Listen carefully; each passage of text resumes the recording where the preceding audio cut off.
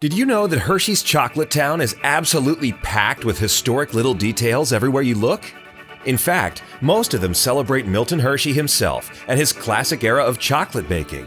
Let's take a closer look. Milton S. Hershey once said, "The more beautiful you make something which people can see and use, the more enjoyment they get out of it." His incredible legacy is still the driving force behind everything here at Hersheypark, and that was especially true when it came to creating Chocolatetown.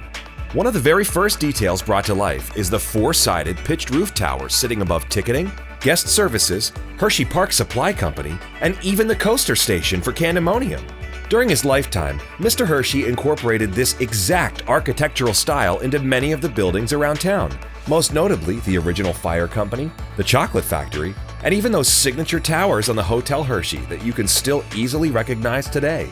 At the turn of the 20th century, architectural design saw a massive revival of the 17th century Dutch gable roof style. To represent this early 1900s trend from right around the time Hersheypark first opened, designers brought that classic hip roof form to life right above both the front gate and the tram station. You can't really walk through Chocolatetown without noticing the remarkable brick masonry used in just about every single building. Because bricks were the predominant building material used throughout central Pennsylvania during Milton Hershey's lifetime, they serve as an integral design element that turns Chocolatetown into a distinctly Hershey landmark. Plus, those chocolate brown bricks were intentionally sourced from local areas, including nearby Berks County, Pennsylvania. Now, there is only one different colored brick you might spot in Chocolatetown, the one that houses premium souvenir shopping at HP Collections and HP Toys and Collectibles. That distinct beige brick color pays homage to the old Ice Palace, which was originally built back in 1915 and sat just behind Chocolatetown and the Chocolatier restaurant. While you're shopping inside Hersheypark Supply Co., look closely and you may notice that the bottom 6 feet of the brick walls are painted white. This is a unique, direct tie-in to Milton Hershey's personal tradition of keeping the lower section of his factory walls white purely for cleanliness. While you're grabbing a cup of coffee, you might also spot some incredible reclaimed bricks over at Starbucks, sitting right on the exact spot of the old 1973 Hersheypark front gate. These reclaimed bricks beautifully blend Hershey's historic legacy with a whole new era that will continue to welcome guests for years to come. Fun fact, way back in the 19th century, people often painted porch ceilings blue to keep insects away by giving them the illusion of a blue sky. Believe it or not, this clever environmental trick is actually being used today in the roof ceilings of the ticketing and guest services buildings. You're welcome.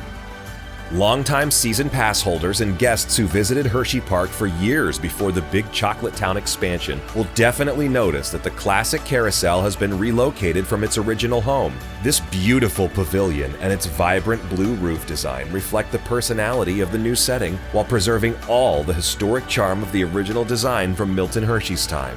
The pavilion's design features thin, clear-story windows, a style popularized by architect Frank Lloyd Wright at the turn of the century, which flood the space with natural light and add even more historic charm.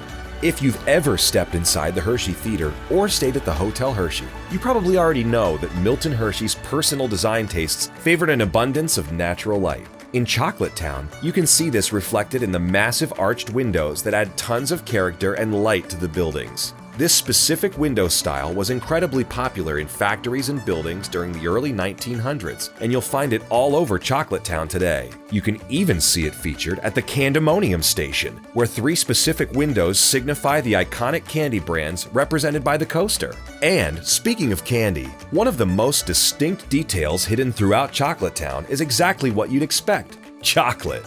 If you take a look down at your feet, you'll see intricate Hershey's chocolate etchings right in the pavement. Then, look way up high to spot classic Hershey's Kisses sitting proudly at the tops of the buildings and windows. How many of these historic architectural details did you miss the last time you came to Chocolatetown? Next time you visit, be sure to keep an eye out and spot them for yourself. And of course, don't forget to ride the tallest, fastest, longest, and sweetest coaster in all of Hersheypark, Candymonium. Have you noticed any of these details in Chocolatetown yourself?